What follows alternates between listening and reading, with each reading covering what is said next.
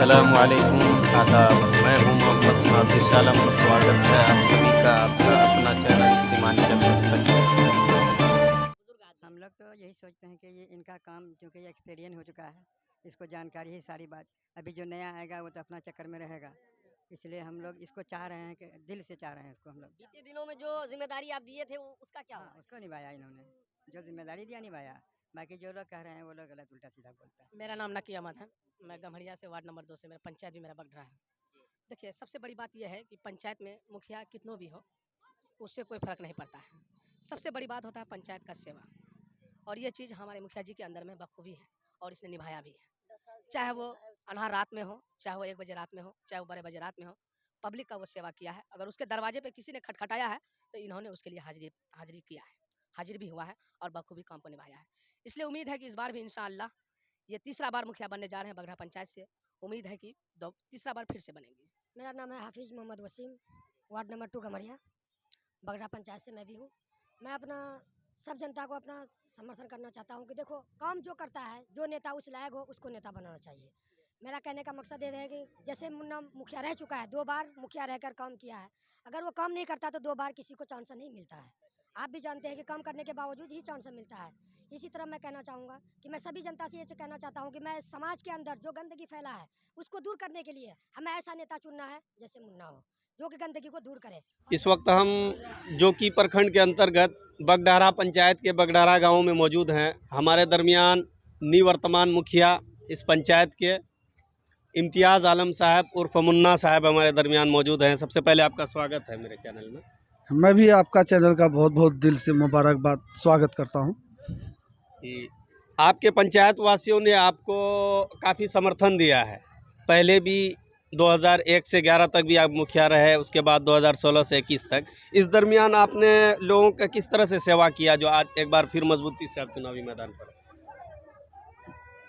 बगडरा पंचायत की जनता 2005 में मेरा वालिद साहब का इंतकाल 1991 में हो गया था।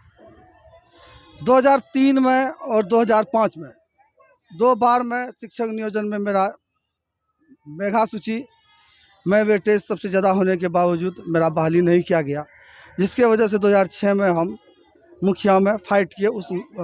तो हम पहली बार 2006 में हम 31 साल का उम्र में पहले बार मुखिया बने।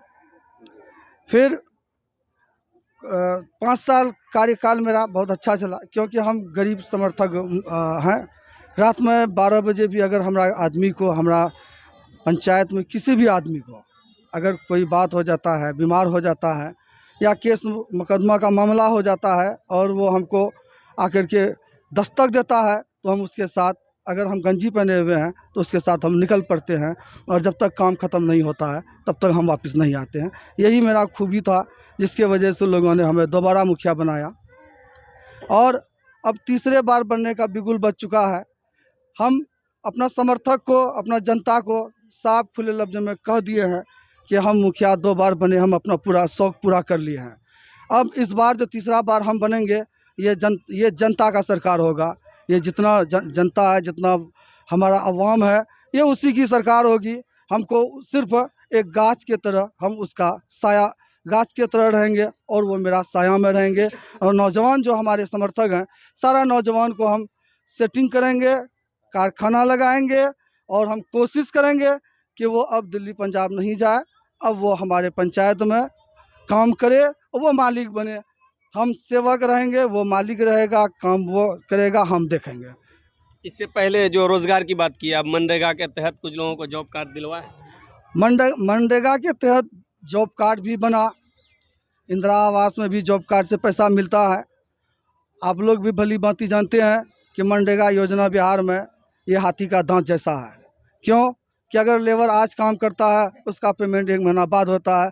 यहाँ गरीब लोग हैं जिसको जो बिल्कुल उसको डेली पैसा चाहिए, डेली काम चाहिए, डेली पैसा चाहिए। तो ऐसे स्थिति में हम लोग डेली पैसा भी देते हैं और काम भी करवाते हैं और उसका हिसाब से काम चलता है। इसीलिए मनरेगा में हम उतना काम इस पंचायत में नहीं। आप एक बहुत दुख के साथ आप एक बात कहा आपने कि 2000 इससे पहले लगभग 2005 में आपका शिक्षक नियोजन में वेटेज अच्छा रहने के बावजूद नहीं हो सका, लेकिन अभी आपके मुखिया रहते हुए भी आपके पंचायत में शिक्षक नियोजन का जो प्रक्रिया हुआ है, काउंसलिंग हुई है, क्या उस दर्द को आप देखते हुए और लोगों का दर्द को समझते हुए आपने सही काम किया है सबके साथ? मैंने कोशिश किया है और हमारा पंचायत में किसी तरह का कोई कंप्लेन नहीं हुआ है। हम कोशिश किए हैं कि जिसका हक है उसको हक मिले और मैंने हक उसको दे दिया है। कोई कंप्लेन शिक्षक कोई नियोजन objection में भी नहीं रहा आपके नहीं। पंचायत में? मैं 18 शिक्षक अब तक, मेरा तो एक बहाली नहीं किया, लेकिन मैंने अब तक 18 शिक्षक का बहाली किया हूँ और सारे लोग सेवा में हैं और सब नियोजन मेरा सही है। उसको किसी तरह का कोई परेशानी झेलने का नौबत हम नहीं आया। पब्लिक कि छोटा छोटा बच्चा नशा में जा रहा है, कोरेक्स पी रहा है, तरह तरह की चीज, उस पर क्या आप लोग क्या किए हैं उसके लिए? 2 साल पहले हमारे यहाँ पर्याप्त मात्रा में चाय की दुकान, पान की दुकान में कोरेक्स बिकता है और जब हमको पता चला तो हम उसको रोकने का कोशिश किए। नौजवान सबको सेटिंग किए हटिया पर, तो हमारे ऊपर इस सेटिंग करने में रेप केस हुआ और अभी भी हम रेप केस का भुक्तभोगी हैं। और ये सक्सेस इसलिए अभी तक नहीं हो पाया कि जो गार्जियन है, बच्चा पीता है, गार्जियन जानता है, लेकिन गार्जियन के वजह से वो काम मेरा अधूरा रह गया और हम जीत के आएंगे इंशाअल्लाह। तो सबसे पहले हम नशाखोरी पर, शराब पर, कोरेक्स पर हम लगाम लगाने का जैसा मुखिया जी का कहना है कि हमने इस पर कोशिश की तो हम पर तरह तरह का आरोप भी लगा है, मुकदमा भी चला है, लेकिन ये जिम्मेदारी सिर्फ मुखिया की नहीं है, समाज के जितने भी बड़े बुजुर्ग और दानिशमंद लोग हैं सभी की ये जिम्मेदारी है कि नशा मुक्त अपने इलाके को बनाए। इससे आगे का फ्यूचर बच्चे का नुकसान हो रहा है, छोटा छोटा बच्चा नशा में ये कर रहा है।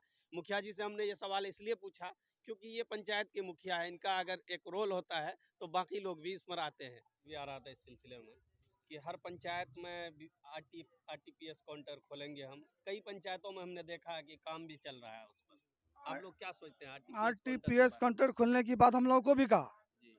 हमने भी बोर्ड बनाया, कार्यपालक सहायक को भी हम बोले, तो उस कार्यपालक सहायक बोला कि इसमें जाति निवासी और आय यही बनेगा, कार्ड का अप्लाई यहाँ नहीं होगा।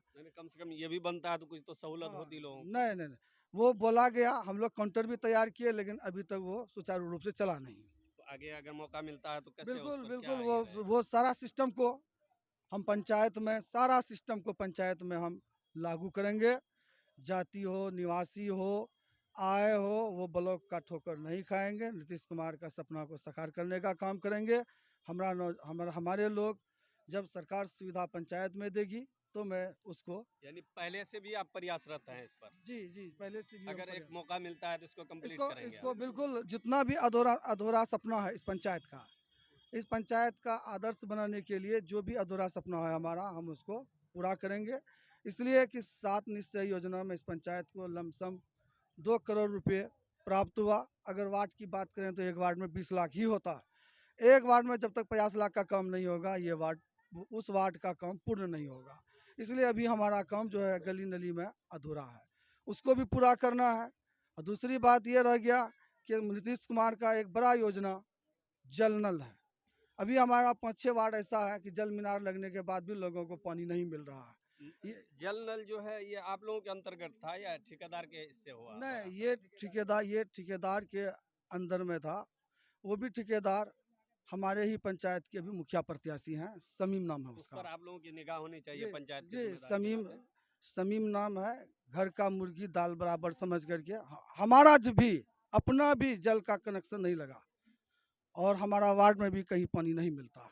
अब किसको ये पीड़ा बताएं? मुख्यमंत्री को भी इसका हम लोग शिकायत लिख के दिए हैं, लेकिन उसके स्तर से भी किसी तरह का कोई कार्रवाई, कोई जांच वगैरह नहीं हो रहा।